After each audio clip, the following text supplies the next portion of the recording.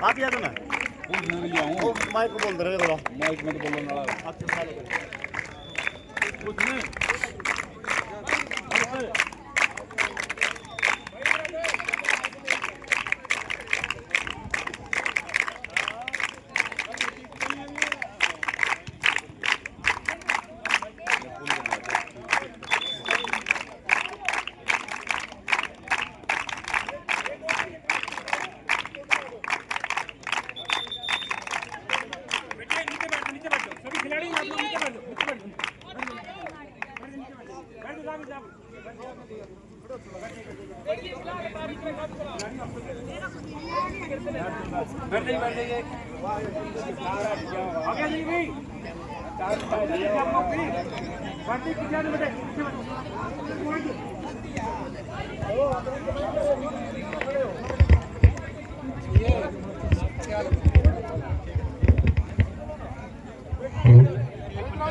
सभी खिलाड़ी एक कोर्ट में इकट्ठे हो जाएं।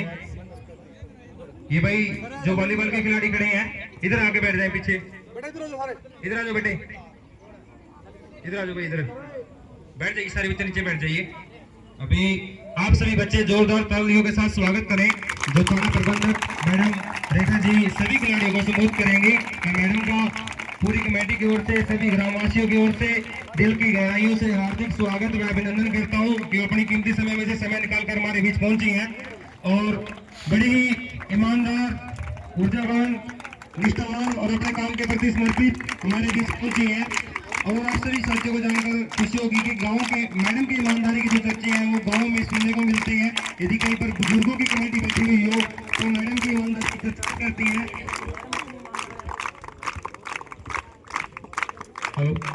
इतनी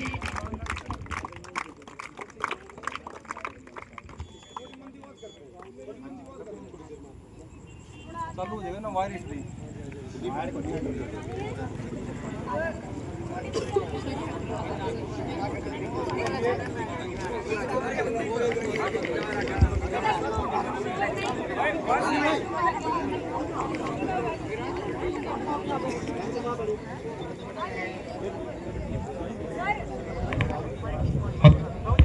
हेलो। तो मैडम की जो ईमानदारी के चर्चे हैं गांव में हमारे बुजुर्ग बैठे रहते हैं, कहीं कहीं पे बड़ी चर्चाएं करते हैं। जहां तक मुझे ज्ञात है कि 27 जून को मैडम की ज्वाइनिंग हुई थी, तब से लेके आज तक कई बार मेरा भी थाने में जाना होता है तो मैडम के पास 2 पंचायत पहले से वेटिंग बैठी होती हैं। तो मैडम जी मैं आपका दिल की गहराई से हार्दिक स्वागत और अभिनंदन करता हूँ और परमपिता परमात्मा आपको दिन दोगुनी रात चौगुनी तरक्की दे। अभी जो मैडम है वो बच्चों को संबोधित करेंगी।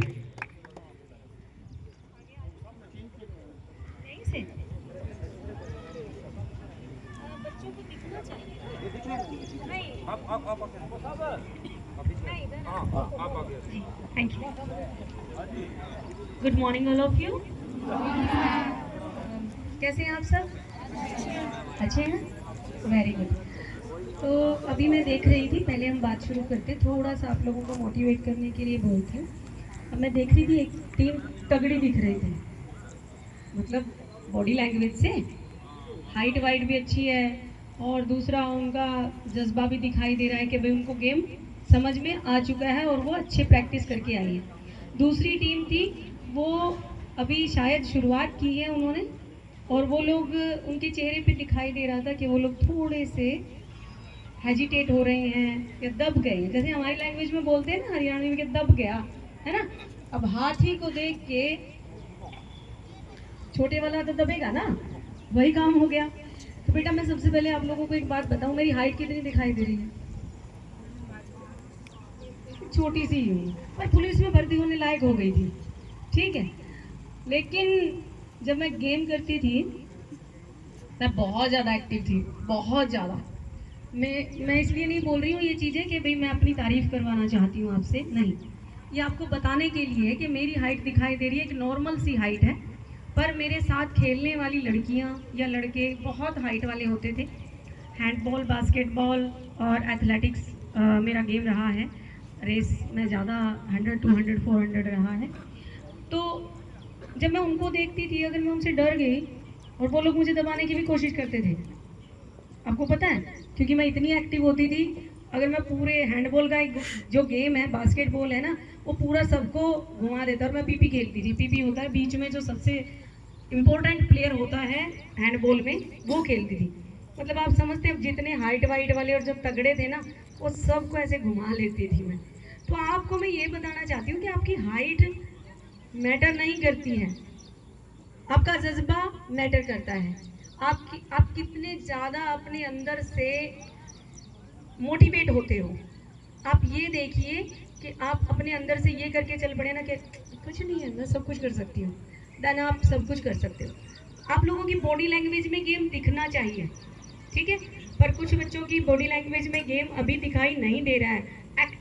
एक्टिव होना चाहिए, तभी जाके आप जो है ना उस स्टेज पर पहुंच पाओगे जहां पहुंचना चाहते हो।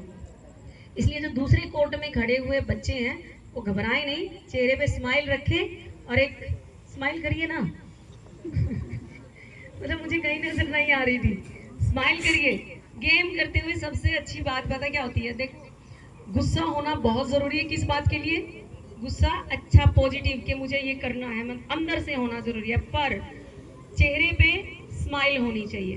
फॉर एग्जाम्पल, मैं गुस्सा भी होती हूँ, और क्योंकि मेरा पाला तो हर तरीके के इंसानों से पड़ता है, इरिटेट करने वाले लोग भी बहुत आते हैं। आप पूरा दिन, अच्छा एक बात बताओ, मान लो ये बेटी है, मैं इससे एक सवाल पूछूं, अच्छा ये बताओ क्या नाम है तुम्हारा? अंशिका। और ठीक हो? अच्छा क्या नाम है? अच्छा क्या नाम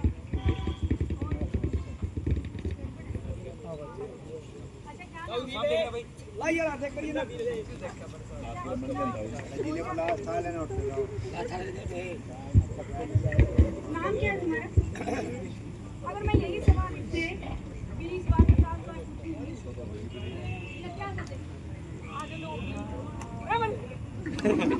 आधे बोलेगी कि नहीं बोलेगी? इरिटेट हो जाएगी। और जब मैं दोबारा से इसके सामने आऊंगी और मैं जब भी इसकी तरफ जाने लगी, अरे यार छोड़ यार नहीं, ऐसा होता है कि नहीं होता है? कट के निकलेंगे ना। तो इसी प्रकार से हमारे पास भी बहुत लोग ऐसे आते हैं जो लोग बहुत इरिटेट करते हैं, पर क्योंकि मेरा प्रोफेशन यही है, अगर मैं इरिटेट होंगी तो काम नहीं चले, क्योंकि वो लोग भी कहीं ना कहीं हो सकता है दुखी होंगे किसी पीड़ा से, कोई घरेलू समस्या से, कोई उनके ऊपर उनका कोई कब्जा किया हुआ है किसी जमीन पे, या फिर उनके साथ किसी ने मारपीट की हुई है, मतलब कहीं ना कहीं से दुखी होंगे ना। अब बहुत सारे बूढ़े आते हैं, बुढ़िया आती हैं, जो हमारे बुजुर्ग हैं, वो लोग मतलब उनके बेटा बहू से परेशान होते हैं तो आके रोते हैं। एक बार रो लेंगे, उनको समझा देंगे, दूसरी बार फिर रोएंगे, फिर समझा देंगे, पर ऐसे ही करते हो गए कि नहीं इरिटेट? कितनी देर संभालोगे? उसी प्रकार से जब आप गेम करते हो तो गेम में बहुत ही ज़्यादा पेशेंस की ज़रूरत है, सहन शक्ति की ज़रूरत है, अनुशासन की ज़रूरत होती है। अनुशासन समझते हो? चलिए एक बताइए, कोई ज़्यादा बड़ा लेक्चर तो नहीं हो गया? अनुशासन बताइए क्या होता है, कोई एक बताइए। डिसिप्लिन तो इंग्लिश का वर्ड हो गया ना अनुशासन होता क्या है? देखो, सुबह कितने बजे उठते हो? 5 बजे। और रूटीन में और बच्चे कितने बजे उठते हैं? 7 बजे 8 बजे, स्कूल के टाइम पे भागते भागते तैयार होंगे, है ना। और गेम वाले बच्चे कैसे होते हैं? सुबह उठेंगे, किस पे जाएंगे, फिर रेडी होंगे, फिर स्टडी भी करेंगे, है ना। ये अनुशासन जो आप अपने अंदर बना के रखोगे, डिसिप्लिन जो बना के रखोगे, सुबह उठना है तो मतलब उठना है। ग्राउंड की मिट्टी आपको स्ट्रॉन्ग बनाती है, इसलिए सीट टिका के बैठ जाओ, ठीक बैठ जाओ, ऐसे टांगे दुखने लग जाएंगी। ग्राउंड की मिट्टी आपको स्ट्रॉन्ग बनाती है, और जो बच्चा ग्राउंड की मिट्टी से थोड़ा सा भी ब्रेक करने लग गया तो वो कामयाब नहीं हो सकता। जब ग्राउंड में आओ तो भूल जाओ कि मेरे कपड़े खराब होंगे, मेरे चेहरे पे मिट्टी लग जाएगी, ठीक है। जब ग्राउंड में आ गए तो यही सोचो कि मिट्टी में जितना खेलोगे उतना ही ज़्यादा स्ट्रॉन्ग बनोगे। तो अनुशासन की बात करते हैं कि सुबह उठो, रूटीन बनाओ, खेलो, पढ़ो, लेकिन एक तरीका होना चाहिए। गेम वाले बच्चे पढ़ाई से दूर होते जा रहे हैं, लड़कों से भी मैं ज़्यादा, मतलब लड़कियां तो फिर भी चलो कर ही लेती हैं, लड़के ज़्यादा दूर होते जा रहे हैं। सिर्फ गेम में जब एक्टिव हो गए, फॉर एग्जांपल मेरे साथ के जो लड़के थे जो खेलते थे, हम लोग हट्टे कट्टे होते थे बहुत ज़्यादा, और उनके अंदर अपने शरीर को लेके इतना ज़्यादा घमंड होता था, समझे यार, मैं तो बस पता नहीं क्या कर दूंगा। धीरे धीरे धीरे धीरे समय बीता, फेल हो गए, फिर उसके बाद में खेती बाड़ी करने लगे। उनकी बॉडी आज देखोगे ना, वो बॉडी नहीं रही। उनकी शादी हो गई जैसे तैसे, उनके 2-3 बच्चे हो गए, अब वो कहीं गुम हो गए, समझे, क्योंकि उन्होंने अपने अंदर डिसिप्लिन नहीं दिया। क्योंकि वो लोग सिर्फ एक ही चीज़ पे फोकस किया कि मैं सिर्फ गेम पे चला जाऊं, पर वो भी कितने दिन, थोड़े से टाइम, उसके बाद सब खराब। आप लोगों को भी ये ध्यान रखना पड़ेगा कि खाली गेम नहीं, पढ़ाई भी करनी है। और दूसरी बात, ये जो बच्चे हैं, लड़के और लड़कियां, आजकल गेम में आने के बाद अट्रैक्शन बहुत, मतलब कहीं भी हो, पढ़ाई कर रहे हैं या कुछ भी है, लड़के और लड़कियों को एक दूसरे के प्रति अट्रैक्शन होता है।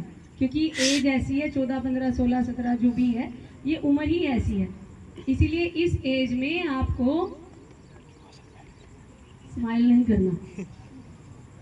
देखो समस्या कहाँ है कि आप जब मेरी बात को सुन के शर्मा रहे हो ना कि यार मैडम क्या बोल रहे हैं, बेटा शर्माना नहीं है, ये बहुत ही ज़रूरी बात है। पहले हम लोगों को शिक्षा नहीं दी जाती थी, क्योंकि हम जब हमारे पेरेंट्स थे, हमारे पेरेंट्स तो हमसे कभी बात ही नहीं करते थे, कभी मतलब ही नहीं कि हम उनके आगे आंख उठा के भी देख लें, कभी ये बात बता दें कि ये हो रखा है, ये फीलिंग है या कुछ ऐसी बात है, कुछ भी नहीं। आजकल तो आप लोगों के पास इतने स्कोप है कि आपको कोई भी समस्या होती है, कुछ भी फील होता है, आप शेयर कर सकते हो, हमसे शेयर कर सकते हो, अपने टीचर से शेयर कर सकते हो, इवन आपके माँ बाप से भी शेयर करोगे, वो भी बात कर लेंगे। तो पहले नहीं करते थे, देखा है ना, पहले आपकी बुआ या आपके बड़े बुजुर्ग कैसे रहते थे ना, गली में भी नहीं दिखाई देती थी।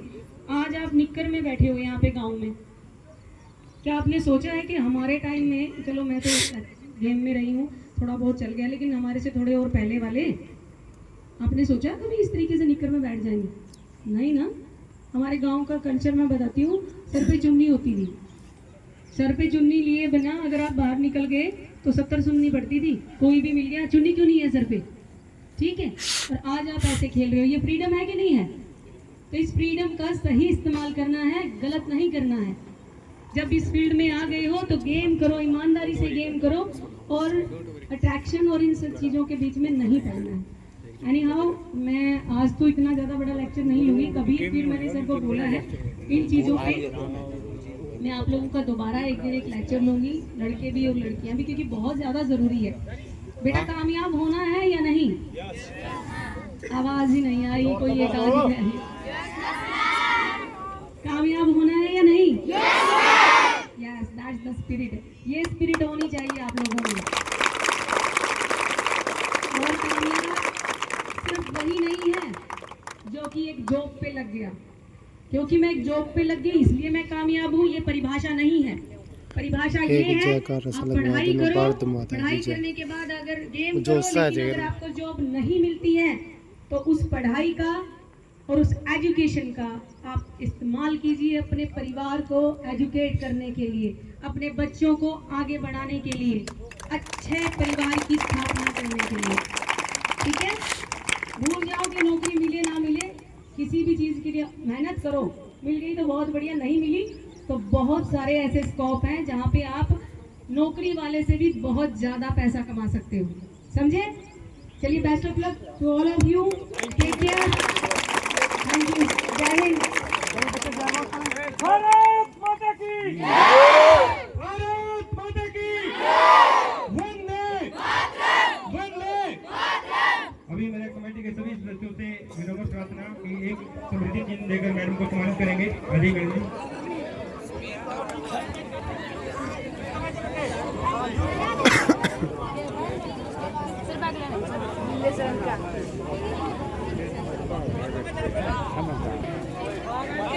आधार कार्ड चेक कराने, माइक भी ले रहे हैं, माइक